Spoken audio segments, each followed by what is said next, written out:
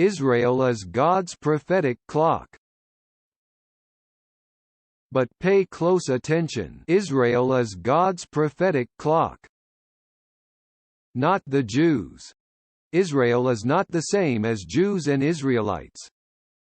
They are not the same. The southern kingdom, the house of Judah, that the northern kingdom, the house of Israel, the Israelites. And when we say that Israel is God's prophetic clock, we must refer to the northern kingdom, to the Israelites, to the house of Israel, not to the Jews. Because Israel is not synonymous with Jews. Because Israel is the father of the Israelites.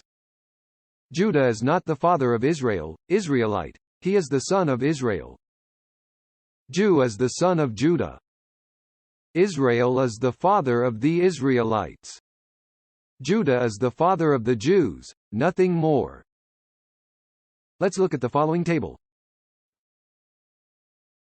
These are the children of Israel, according to the Bible: Reuben, Simeon, Levi, Judah, Issachar, Zebulun, Gad, make Dan, Naphtali, Joseph and Benjamin.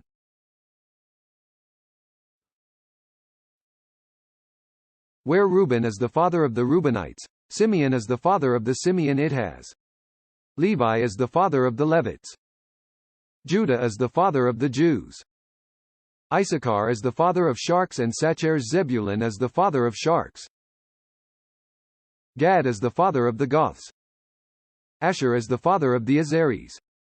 Dan is the father of the Danes. Naphtali is the father of the Naphtali-Zetas. Joseph is the father of the Ephraimites and Manasseh, and Benjamin is the father of the Benjaminites. For this biblical reason, Judah is not the father of the Israelites. Once this biblical truth is understood, why is it said that the Jews are God's prophetic clock? There is no biblical basis for affirming that Israel is Jewish. Israel is Israelite, not Jewish. Very well. But then, from what moment did the most intelligent and erudite minds of Christianity make the childish mistake of saying that the Jews were God's prophetic clock? If Judah is one of the tribes of Israel, Israel is the father of the Jews, not the other way around. Since they erase the first book of Kings, chapter 11, verse 30, from their theological studies. It says so. And taking Ahijah, the new cloak that was on him, he tore it into 12 pieces and said to Jeroboam, Jeroboam, take 10 pieces for yourself. For thus says the Lord God of Israel, behold, I rend the kingdom out of the hand of Solomon. And to you, Jeroboam, I will give 10 tribes of the 12 tribes of Israel, plus the Levites. Jeroboam was given 10. Very good. Verse 32: And he will have a tribe. But for the love of David my servant, and for the love of Jerusalem, the city that I have chosen from all the tribes of Israel. 33 Because they have forsaken me and have worshipped Ashtoreth, goddess of the Sidonians, and Chemosh, the god of Moab, and Moloch, the god of the children of Ammon. And they have not walked in my ways to do what is right in my eyes and my statutes and my decrees, as David their father did. And this is a clear example that God has to discipline his people. God disciplined Israel because they disobeyed God most of the time when the Israelites were attacked by their adversaries. Most of the time it was because they were rebels, blasphemers, idolaters. They were enemies of the same God who cared for them. And that's why they suffered these attacks. Let's stop romanticizing Judaism. They are enemies of God too. But I will not take anything of the kingdom out of their hands. That is to say, I was not going to leave him without ruling over a portion of the children of Israel, he says, but I will retain him as king all the days of his life, for the sake of David, my servant, whom I chose, and whom he kept. My commandments and my statutes. But pay attention to verse 35. He says, but I will take the kingdom out of the hand of his son. That is, from Rehoboam, and I will give it to you. Jeroboam, the 10 tribes of the children of Israel. Verse 36. And to his son I will give a tribe so that my servant David may have a lamp before me every day in Jerusalem, the city that I chose to put my name on.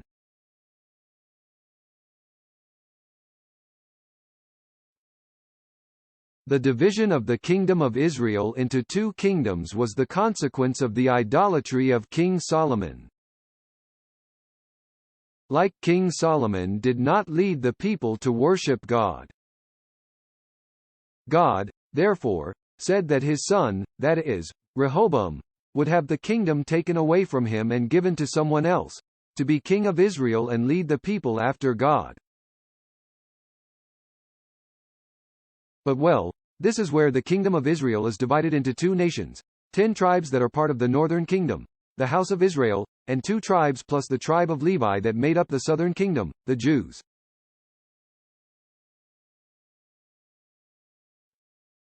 Now, how were the tribes of Israel distributed among each of the kingdoms? Let's look at the following table. This is how the children of Israel were divided between the 2 kingdoms according to the Bible. The northern kingdom. The house of Israel. The Israelites and their capital Samaria. Reuben, Simeon, Issachar, Zebulun, Gad, Asher, Dan, Naphtali, Ephraim, Manasseh. These Israelites are the original nation. The prophecies that remain to be fulfilled must be applied to these. Israel had kings from 19 dynasties who did not belong to the family of David. This is the new nation, the house of Judah, the southern kingdom. The Jews and their capital Jerusalem. Jews, Levites and Benjaminites, ruled by the dynasty of David. The 2 nations were independent of each other, with different kings and purposes. And this division has remained like this until our times, until this moment when I am talking about it. This division continues to this day, from the division of the kingdom of Israel to the Assyrian deportation. Almost 200 years passed, until the day the Assyrians invaded the Israelites without attacking the Jews. These we are currently seeing in Jerusalem.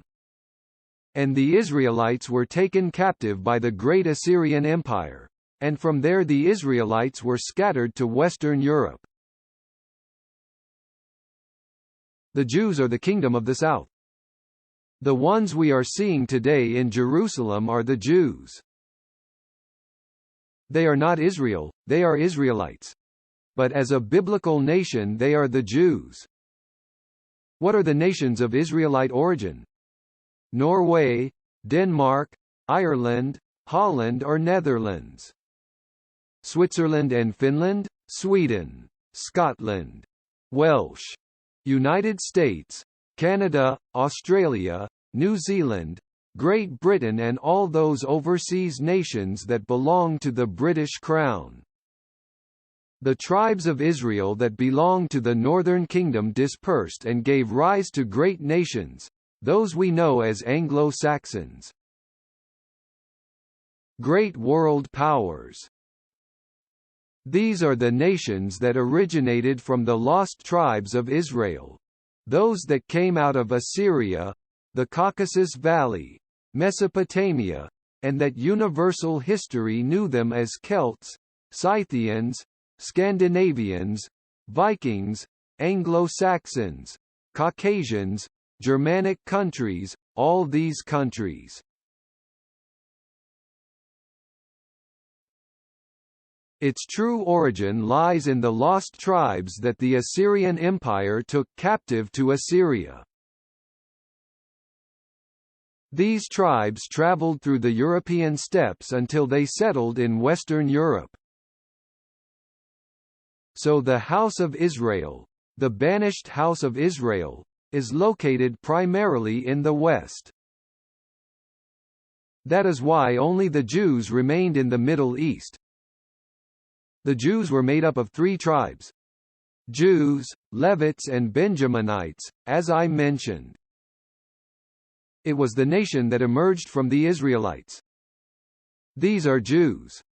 Those who are in the Middle East are called Jews. They are Israelites, descendants of Israel, but biblically they are the Jews. So in 1948 only the State of Israel was established, because biblically it was the Southern Kingdom. The Jews supported by Great Britain and the United States are mainly seen as the United States and Great Britain. Descendants of Joseph have contributed to the prosperity and well-being of their Jewish brothers. That is why it is no coincidence that at this moment, in these conflicts, the United States or Great Britain supports Jerusalem, the Jews, 100%, because they are their brothers. We Mexicans are not brothers of the Jews, because we do not descend from Israel. And in general, Latin America cannot help Jerusalem at this time, beyond the political or social aspect. And yet, not all of Latin America supports the Jews 100%. Just as not all the tribes of Israel, that is, not all European nations of Israelite origin support the Jews. That is why you see protests in France, in the United States and in other European countries, I repeat, of Israeli origin against the Jews.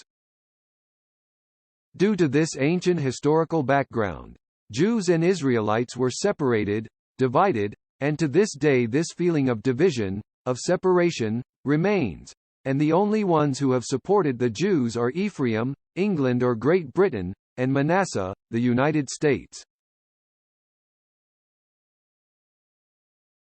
And a little more France, Reuben's tribe. 10 tribes separated from the Jews. And what do we see in the news?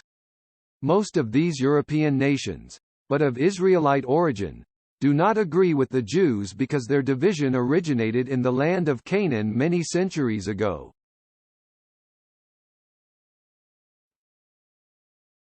So we have the Jews in the Middle East, specifically in Jerusalem, who are Israelites, but they are not all Israelites, because the other part of Israel is in Western Europe and North America.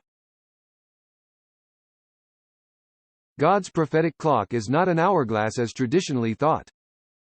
God's prophetic clock is a whole mechanism of gears that work perfectly with reciprocating circular movements, precisely coordinated, in such a way that the Jews are only one wheel within this diverse and complex system. To specify the exact time we are in, we must have all the pieces of the clock properly assembled. A single gear is not enough to complete the entire device called a clock. In short, God's prophetic clock is each and every tribe of Israel.